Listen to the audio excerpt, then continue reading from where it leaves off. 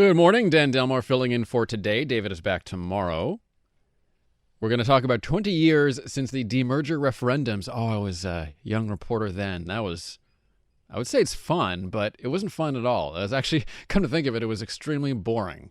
It was an incredibly boring, technocratic, awful story to cover for so long. Merging, demerging, remerging, agglomeration, oy. That's all I have to say about that. So George Burrell, the mayor of Beaconsfield, will join us in the next segment in about 15 minutes or so. Was it worth it 20 years later? I wonder for the pocketbooks of communities like Beaconsfield and for the residents, wondering if it was still worth it. Plus nuclear energy. We'll talk to Chris Kiefer, the president of Canadians for Nuclear Energy. He has a podcast on nuclear energy as well. And he's going to talk about progress we've made in Canada on nuclear. Bill Gates has unveiled his mini reactor and wondering if that's going to compete with the reactor that, as it turns out, we all own in Canada. The CANDU reactor is owned by Canadians, and we need to be using it more, selling it more around the world. For now, though, let's turn our attention to the housing crisis. So earlier we spoke to, on the right side of the spectrum, the Montreal Economic Institute, and now we'll go more to the left side of the spectrum and talk to a Quebec advocacy group that it wants the government to build more homes, but social housing. So a different perspective now from FRAPRU and their spokesperson, Catherine Lussier. Is bureaucracy standing in the way of building new homes? Catherine Lussier, hello. Hey. So first question, I'm trying to bring together, unite the left and the right here on this one issue. And I'm wondering if you could at least agree with the statement, Catherine, that we're not building enough homes in Montreal. There is effectively right now not enough housing, but just building home is not a solution if we're not looking at the affordability of what we're building also. So that's where the Economic Institute would jump in and say, well, actually, they feel that building any homes is great because at least it shows movement in the market. So if you're building the fancy condos that sometimes we don't like to see passed, or the tall condos that are for a luxury market, well, then people in the mid-luxury condos will move into those condos and et cetera. So that'll create some movement in the market even at the lowest levels. Do you not buy that argument? Unfortunately, no, because the time that these, the apartments are available, it's like we actually think that they will stay the same price that they already are. So if the person is moving, what we're seeing, and specifically in Montreal now, is like there is an increase on the rent, and the rents are not staying affordable necessarily when another person move out. So another person can move. So someone that is actually at low income are not necessarily going to be able to have access to those house or apartment when someone is leaving, because the price are increasing in the between of tenants, and it was at least around up to I think 80% an increase when the tenants were moving from an apartment to another. So it's actually not any proof that the housing is staying affordable when other people are moving out. And that's where also this statement in the actual context is not working. It is not necessarily delivering more affordable housing for low-income tenants, for the people that actually have the more hardcore need right now. Not only is Montreal a bit hesitant to build social housing, but maintaining the existing stock is a big problem. You've probably seen the stories about poor maintenance at social housing facilities in Montreal. Is it a money problem? Is just more money towards social housing going to fix this, or is there a systemic change that has to take place?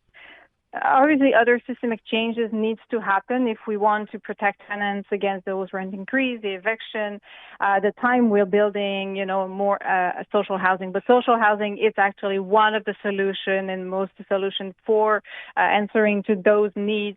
It needs to build more social housing and obviously maintaining this existing stock. And we know that for many years in the low-income housing, the one that have been mentioned in the last weeks, the federal government have refused to actually finance sufficiently for doing those repairs the different like municipal offices that are managing those apartments. So they deliver finally some money maybe a year ago, but for many years there were no financement enough for making all the repairs that is needed in the different municipality, Montreal included.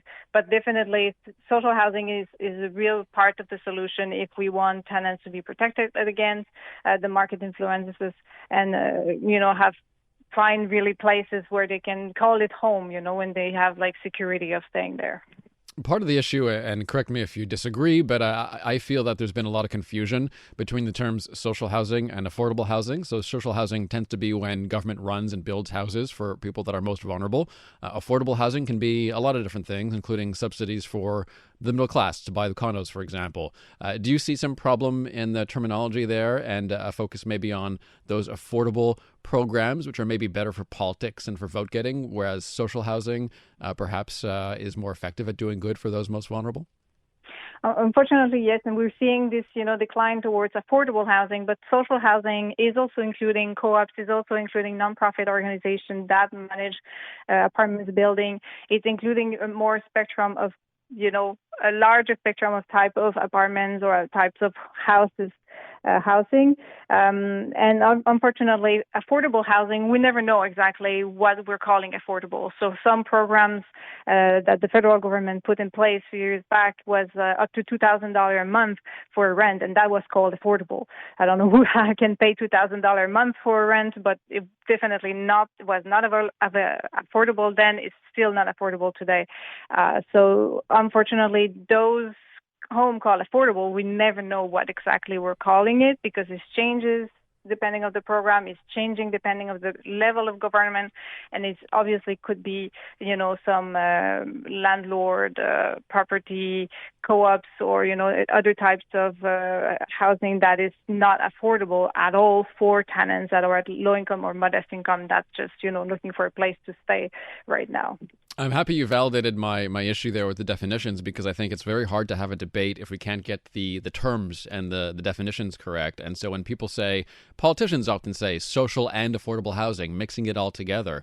But in reality, you're saying that some of these subsidies are targeted towards people with much higher incomes who arguably shouldn't have these subsidies, including people that are, you said, paying up to $2,000 a month in rent. Is that the kind of family we need to be subsidizing? Especially when we know that the public investments are so low, we need to prioritize specifically the more urgent needs, and that's where we consider that the money should go, and that's why we consider that this money should go to social housing, and that's why every time the government is actually speaking about affordable and social housing, we always want them to know actually what is the percentage of truly social housing is going to be built and how much is going to be towards affordable housing, because the terms the term affordable, we don't know what exactly they're going to build, which is not the case with social housing. We know it's not going to be in the logic of the market. We know that, the goal will be to house people and not to make profit. And lastly, who is social housing for? Are we talking to people that are in a sort of a permanent situation with physical disabilities, people that can't get back on their feet? Who should be funded, supported by social housing? Obviously, social housing is one of the solutions for people at low income. Most families have found housing also in co-ops housing since the last years, because that's where most of the family housing has been built in the last years. Social housing is technically for everyone. Everyone can find a place because there is apartment that will be subsidized. Some will not be subsidized. So everyone can find a place in social housing. Obviously, with the context right now, it needs to be targeted for low income and modest income tenants, because we want to be sure that, people with the most urgent needs can actually have access to them. But the idea is like a place where everyone can live, but they should actually, with the situation right now, we know that, the idea is like low income and modest income could have access. And we know that, there is more norms for trying to have universal accessible apartments inside families' housing. Also, that we know that is not so much developed in the last years in the new construction. So it's technically for everyone have a place. The idea is that we build according to what the need is in the community, in the neighborhood at the moment. Catherine Lussier, spokesperson for the housing advocacy group FRAPRU. Thanks very much for your time. It was a pleasure.